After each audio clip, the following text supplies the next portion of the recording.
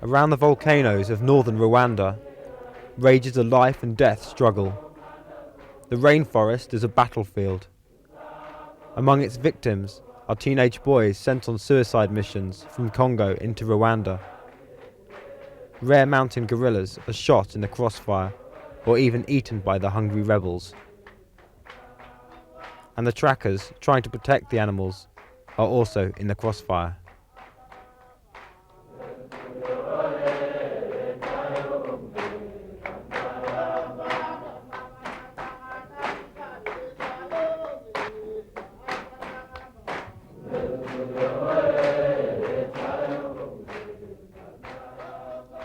Seven volcanoes line the Rwandan border with Congo. In the shadow of one of them lies the prisoner of war camp of Mudende. 1,734 rebels are imprisoned at Mudende. Fighters for the Army for the Liberation of Rwanda, or ALIR. ALIR has bases and strongholds in the Congo from where they launch their attacks over the volcanoes into Rwanda. If you look at the leadership of ALIR, if you look at those commanding the force, there are people who are on the Category 1 lists of those who planned and carried out the genocide. My rank is Colonel, and I am the Chief of Staff of ALIR.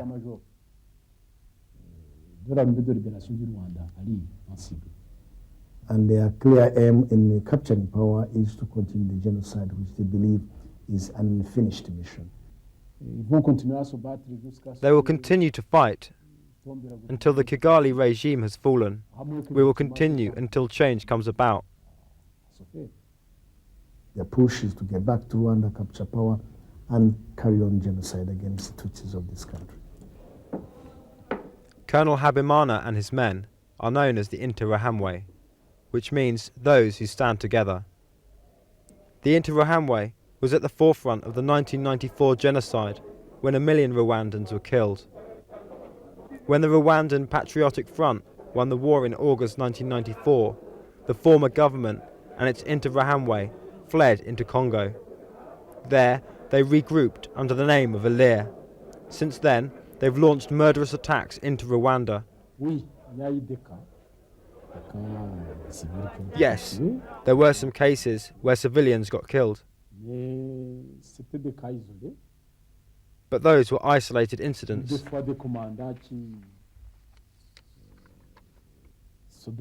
Some commanders acted without orders and killed civilians.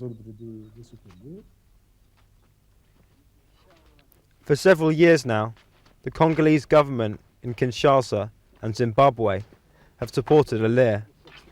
They've provided them with the weapons, bases and training. As a result, Rwanda and Uganda have invaded northeast Congo. They justify their occupation by saying that they have to keep ALIR away from their borders. Some arms we get at the front when we defeat the enemy. But finally, we also get arms from Kinshasa. We think they have soldiers between 30 and 40,000. Last May, ALIR planned their biggest infiltration ever into Rwanda. Colonel Habimana was one of the masterminds behind the attack. Their aim was to bring in a major thrust in the northwest, push as far as they can go, capture territory, and if they find the situation warrants it, they capture Kigali as well. For the first infiltration, I arrived with about 4,000 troops. ALIR planned to send in wave after wave of soldiers, hide and then regroup in the forest. With support from the local population, they would fight their way into the capital, Kigali. The infiltration took place through the rainforests of the Volcano National Park, on the border between Rwanda and Congo. These 7 volcanoes are home to the world's last remaining mountain gorillas. Scientists say there are just 359 of them left. They are critically endangered, which means there are less than 250 adults remaining. The mountain gorillas have been caught in the crossfire. Security of Rwanda is very important for the guerrillas. It's also important that we stop the infiltrations coming in from the Congo this is a species just, you know, on the brink of extinction. Just 350 animals. Every single individual has a huge biological value. The Alir soldiers were ill-equipped for their mission. They had no food or medicine. They tried to steal potatoes from the local farmers, but couldn't find any. As they sneaked back into the forest on the 30th of May to hide for the night, they saw a guerrilla. They shot the guerrilla 3 times. Then they shot a second guerrilla. I don't know if it survived or not. I saw the meat. It looked like that of a human. It was then that I thought they might eat me as well. I escaped, came down the mountain and surrendered. I cried my eyes out. Just when those 2 were eaten, it was the worst thing that's happened in my professional life. It was really very hard to cope with. Warned of the infiltration, the Rwandan Army launched a massive counterattack. Around 2,000 Alir soldiers were shot dead and 2,000 captured. We visited the Virunga Mountains, where a number of ill-equipped infiltrators, as told us by security personnel, had indeed crossed to the Rwandan side of the border in the Virunga Mountains. According to this captured 13-year-old boy who couldn't trace his origin, the move was taken in desperation in search for food. As a result, he says, they came across an isolated rare mountain gorilla and slaughtered it for survival, killing 10 of them on spot. The rebels who came from Masisi, according to intelligence reports, it was very rough conditions, very difficult. We found little to eat, no medicine. We had to use traditional medicine. The population in the northwest surprised the attackers by giving us early warning and information about the approach, because the reconnaissance units had been spotted by the population. And furthermore, we had meagre material means at the disposal of our army. We couldn't match the assaults of the Rwandan army. Congo and Rwanda each have about 160 mountain guerrillas in the volcanoes. Uganda, the remaining 40 or so. Whilst the guerrillas in Rwanda and Uganda have been well protected, in the Congo they have been slaughtered. Under heavy military escort, we travelled to the headquarters of the Virunga National Park, on the other side of the volcanoes inside Congo. There's little government control in the area. Despite a lack of resources, Congolese conservationists are desperately trying to conserve their guerrillas. But as the Alir soldiers fled back into the Congo after their failed infiltrations, tragedy struck. A famous silverback gorilla by the name of Rugendo was caught in the crossfire.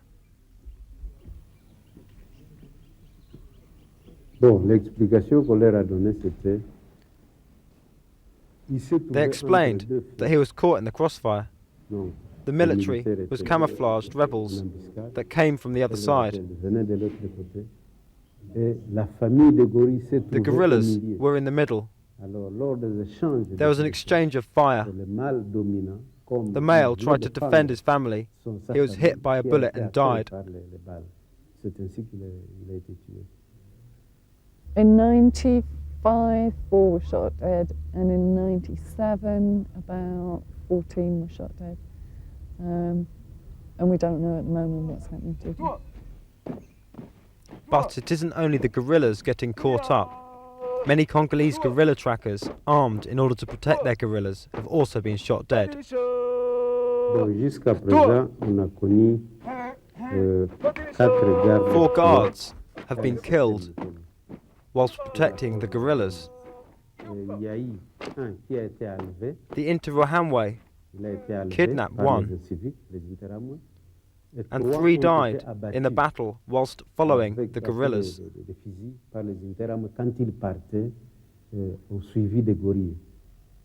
C'est malheureux que des animaux It is unfortunate that those animals that are an international heritage and are protected worldwide had to be killed in this manner.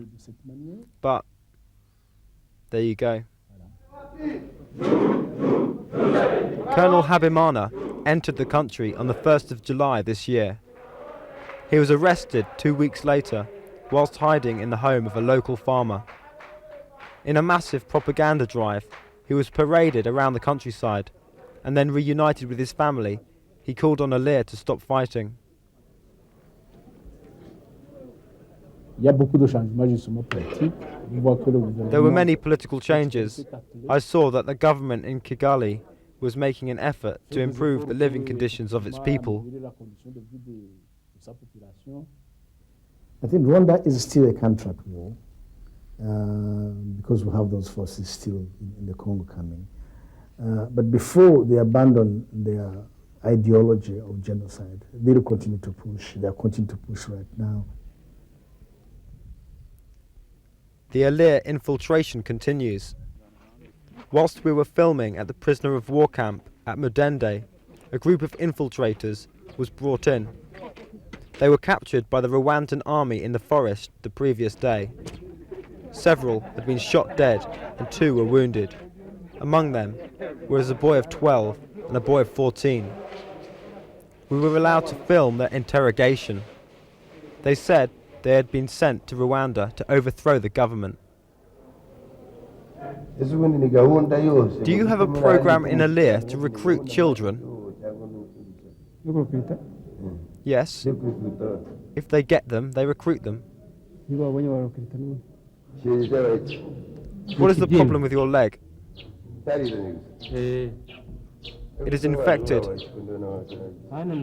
The sharp sticks in the forest stung me.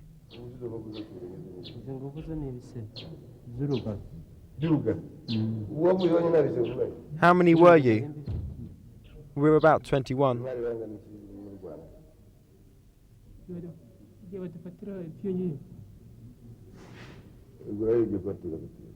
Remove your jacket. Let's see. Do you have any relatives left? No? So my brother. Where does he live? Gisenyi. Can you find him?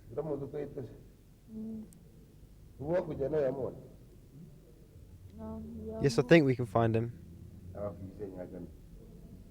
What's your name? Iwamana. What's your second name? Andre. When did you go to the Congo? 1994. Where are your parents? They stayed behind in Rwanda. Most of the Alir soldiers will soon be released or integrated into the Rwandan Army, as soon as they've undergone a so-called re-education program. 16,000 Alir soldiers have already done so. Colonel Habimana faces a different fate. He was major in the army at the time, and he's also on the list of the Category 1, meaning the planners of genocide. My conscience is clear. We are holding him separate from the others, and I think eventually he'll go to trial as one of the planners of genocide. The guerrillas have in the last 7 years survived genocide, civil war, and the ongoing insecurity and infiltration. Their survival is a tribute to, among others, the dedication of a remarkable group of people. The road to the Volcano National Park, the 13,000-hectare guerrilla reserve in northwestern Rwanda. Here, 160 mountain gorillas find sanctuary. This was the first national park in Africa.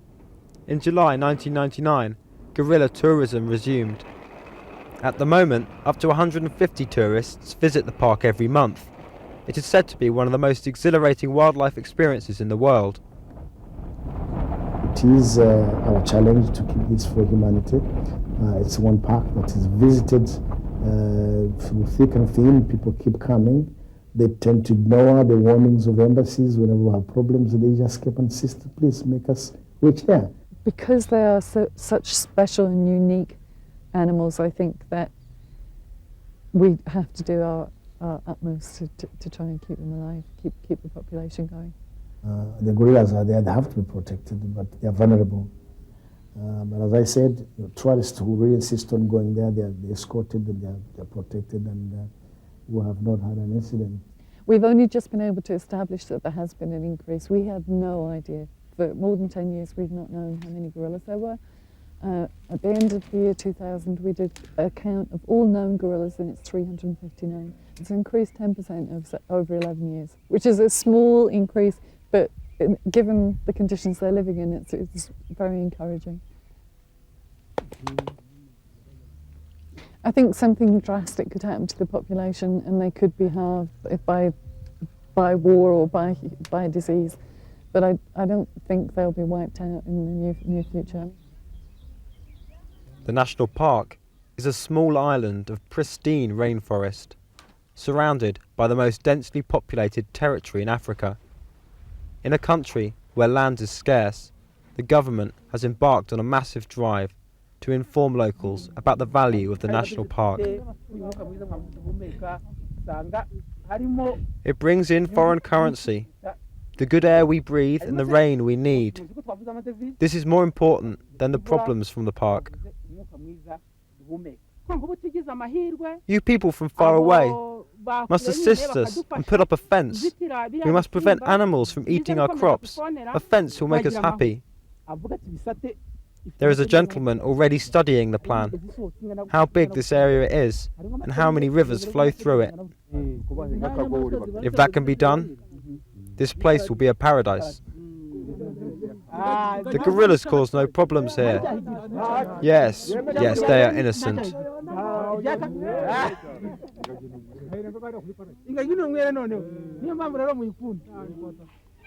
In Rwanda, every move a gorilla makes is noticed by a unique group of people, the gorilla trackers of the volcanoes. Francois Biramana has been a tracker for 21 years and worked with the legendary gorilla conservationist Diane Fossey. These people follow the gorillas every day, give them names and even bury them. They are completely involved in the gorillas' lives because their daily job, they spend all day every day with the gorillas.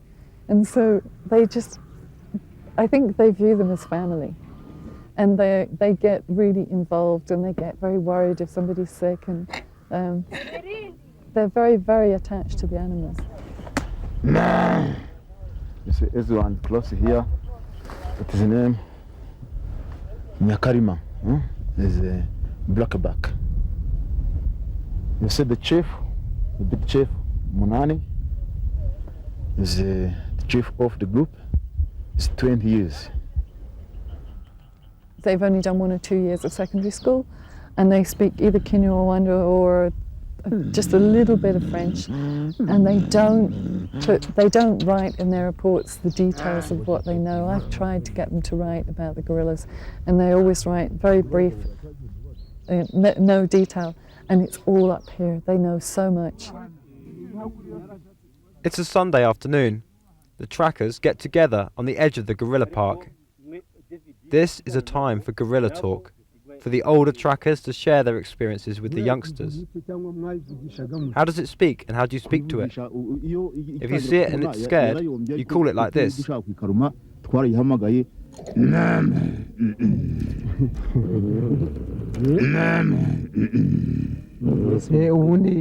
When you are with them, there is another way we speak.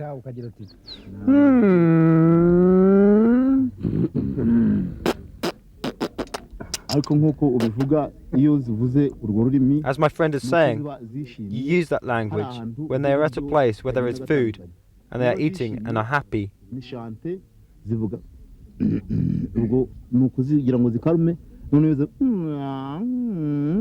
Or like this, one sees food, he calls the others, "Come, this is sweet."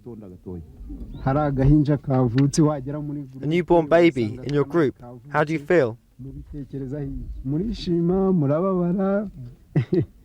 I'm very happy. What about you? I'm so happy. When I see the mother holding the baby, ujya kukagira guca It's in the same way that I'm holding this bottle. maze kakagira ica maze twareba tugasanga biradushimishije ugasanga ari nk'agahinja ndetse nk'ako umuntu yabyaye iyo zisharije When it wants to scare you, uyisubiza gutya what does it do? hari igihe iba ifata gutya igahonda mu mutima ariko It beats itself on the chest. ayishimye But sometimes it also does that when it's happy. yabira wow ubwo ibigukanga I am David. You are welcome in the Parc National des Volcans. This one is in a massive, volcanic massif. This massif is between three countries, Rwanda, Congo, and Uganda.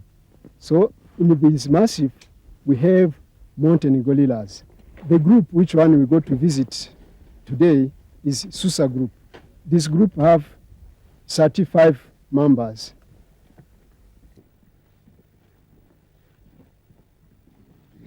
Go back slowly. The chief, his name is Kurira. But vice chief, the second of group, his name is Kwakani.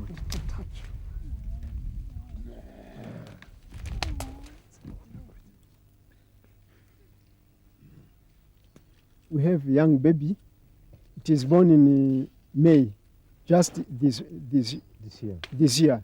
The baby's name is Urwibutso in Kinyarwanda. It means souvenir en français.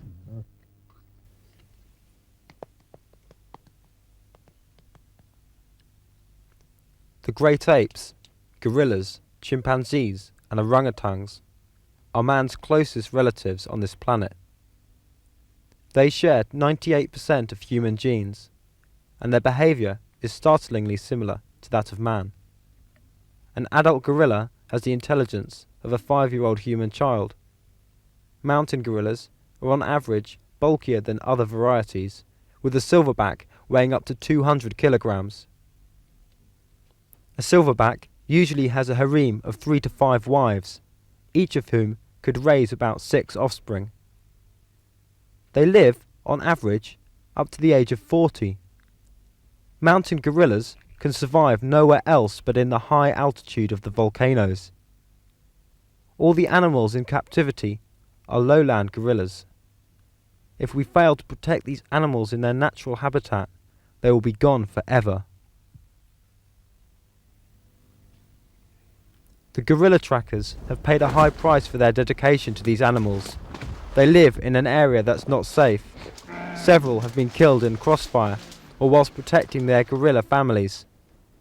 In Rwanda, there are 2 tracker groups, Diane Fossey's and the National Park Trackers. I think the national park staff, they lost a lot of staff. I think they lost about half their staff. We didn't lose that many. But that's because I rented 3 houses in town and moved everyone into town so that they were not vulnerable.